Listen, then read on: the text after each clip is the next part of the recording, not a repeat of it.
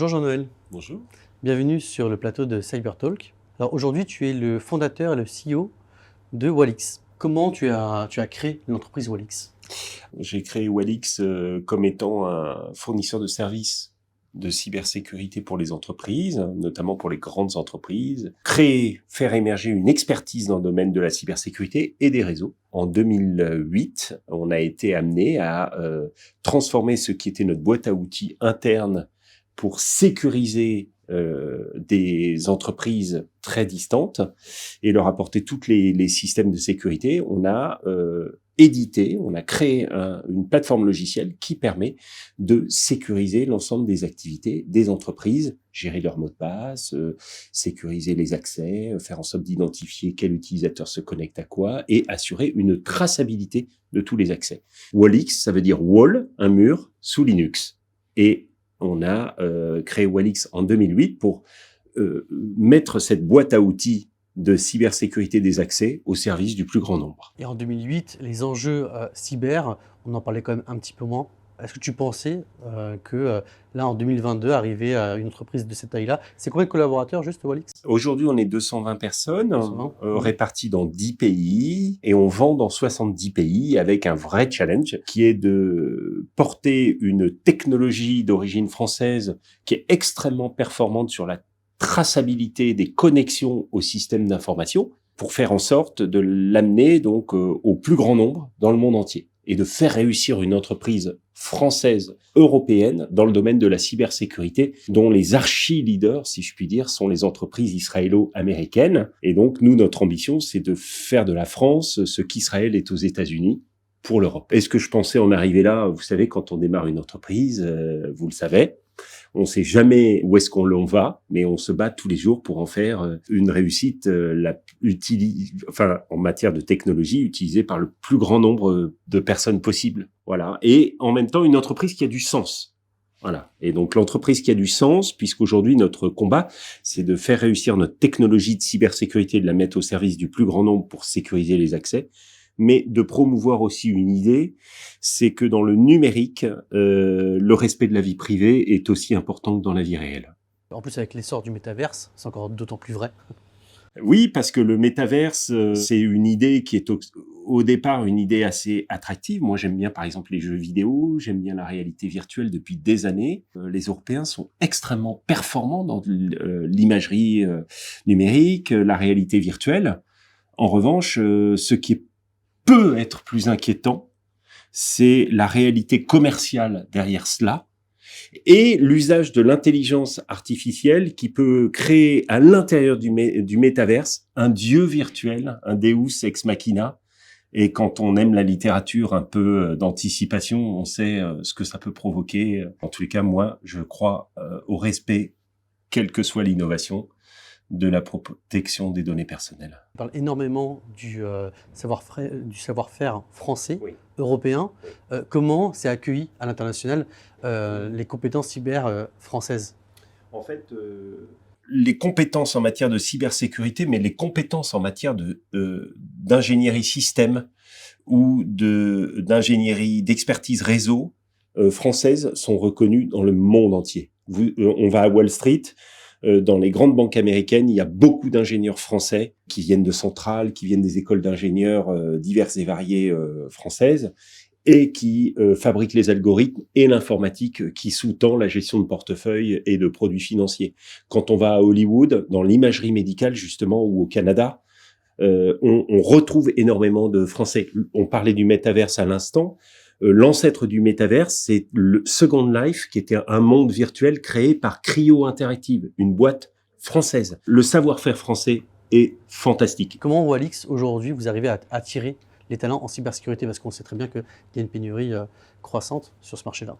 Je pense qu'on a déjà une chance, c'est que le domaine de la cybersécurité est un domaine qui est extrêmement important aujourd'hui. On voit qu'on a un rôle central qui est à la fois un rôle de ce qu'on appelle d'enabler, d'être éthique de protéger la donnée personnelle, de rendre le numérique plus sécurisé et donc utilisable dans une perspective de long terme, de fiabilité à long terme. Nous, ce qu'on essaye de bâtir à l'intérieur de Walix, c'est un groupe de personnes qui va se sublimer en travaillant ensemble. Alors que ce soit à travers le développement d'une offre logicielle qui est référencée parmi les meilleurs du monde dans son domaine. Donc, on est challenger du Gartner, on est un des meilleurs produits mondiaux dans notre catégorie selon les analystes. C'est aussi une entreprise qui est cotée en bourse, donc c'est une entreprise dans laquelle on va intéresser tout le monde à la réussite et tout le monde va pouvoir investir dans la réussite des Walixiens, si je puis dire, ou avec les Walixiens. Ensuite, c'est une entreprise dans laquelle on peut avoir un parcours. On peut démarrer comme étant un apprenti en sortant d'école et puis finir comme étant chargé de compte sur un global account, sur un compte large qui est répandu sur plusieurs pays. Moi, je dirais, c'est essayer aussi une ambition, essayer de fabriquer un leader européen dans un domaine où on fabrique. Pour moi, la cybersécurité en France peut devenir un domaine industriel leader dans le monde entier. Et donc, si Walix peut y contribuer ou incarner un de ces leaders, eh ben, écoutez, en tous les cas, ceux qui veulent réussir ce challenge-là, ce défi-là, peuvent nous rejoindre chez Walix. Rejoindre Walix, c'est pas seulement rejoindre une entreprise spécialisée en cybersécurité, c'est rejoindre aussi une ambition française, européenne. Oui, c'est ça. Alors, donc, on est bien payé dans le domaine de la technologie. On a tous les avantages d'une entreprise à la fois ancienne, parce que ce qu'on appelle les start-up, les scale-up, on est obligé de s'adapter à ce que peuvent offrir les grandes entreprises de mieux, en matière de mobilité, en matière d'avantages. Mais ensuite, c'est effectivement l'ambition d'une idée qui devient une entreprise industrielle, et si possible, qui s'exporte.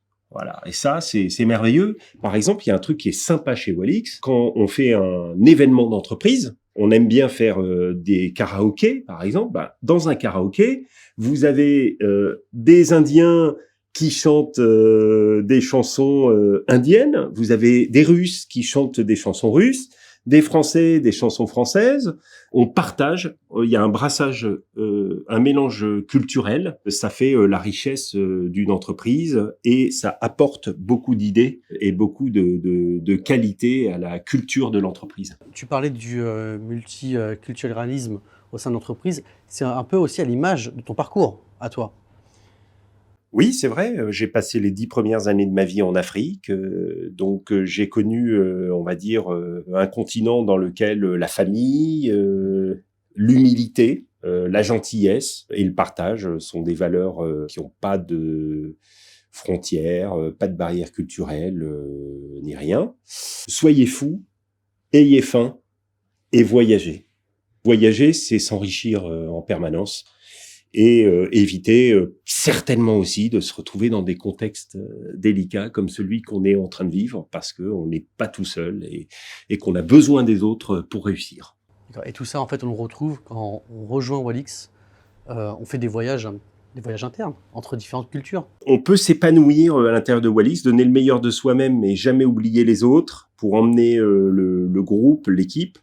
Et puis moi, ce que je dis toujours à mes salariés, c'est vous qui êtes les gens qui emmènent cette société vers une autre dimension. On parlait de valeurs. Nous, on promeut la diversité, on promeut donc la diversité culturelle, on promeut la femme dans le domaine du numérique et la femme dans le domaine de la cyber, dans les domaines techniques où il n'y en a pas suffisamment.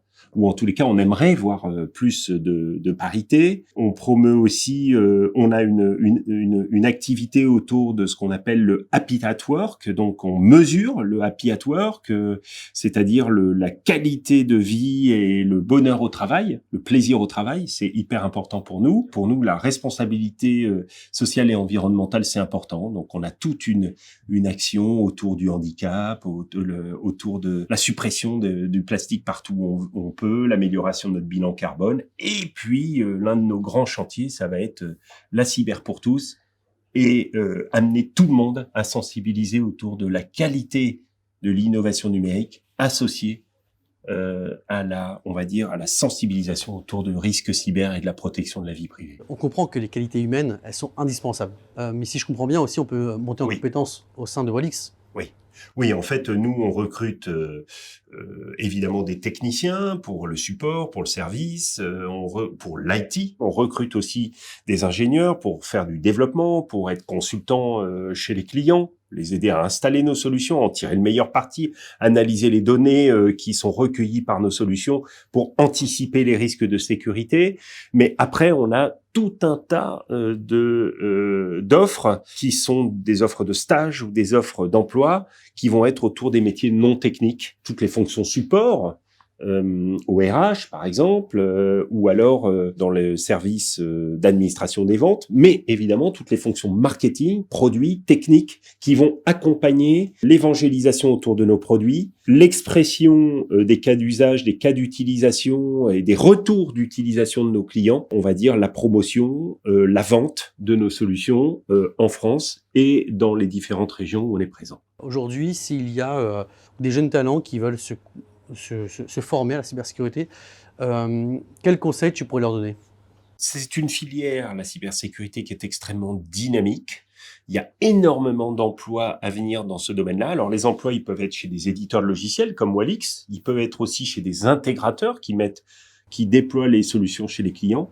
Et puis ensuite, il y a tout un tas de métiers qui vont se créer, notamment chez les utilisateurs, chez les clients, qui vont avoir besoin de tirer le meilleur parti de cette solution dans le contexte des clients et qui vont avoir un métier de sensibiliser les autres aux risques cyber. Et donc, nous avons fait émerger tout un tas de formations sur ces différents métiers. J'encourage ceux qui sont intéressés, qui savent par exemple bien écrire ou bien communiquer, à regarder comment est-ce qu'ils peuvent devenir des promoteurs ou des formateurs dans ces domaines-là. Ceux qui savent apporter de l'aide aux autres peuvent aussi faire du support. Et puis ensuite, tous les métiers de vente dans un domaine de nouvelles technologies sur lesquelles tout le monde est à équiper. Donc on peut faire toute une carrière, à mon sens, dans les nouvelles technologies et particulièrement dans la cybersécurité aujourd'hui. Sans avoir un bagage forcément technique. Sans avoir un bagage uniquement technique, puisque les métiers sont extrêmement variés dans nos entreprises. Qui plus est, nous sommes des entreprises en plein développement, donc notre ambition, c'est de créer des entreprises industrielles. Une entreprise comme Walix, son ambition, c'est de devenir une entreprise industrielle et multinationale. Donc, tous ceux qui peuvent nous aider à construire une telle entreprise peuvent venir postuler chez Walix. Merci Jean-Noël. Merci Richie, et puis rendez-vous sur Cyberjob pour venir postuler chez Walix. Exactement.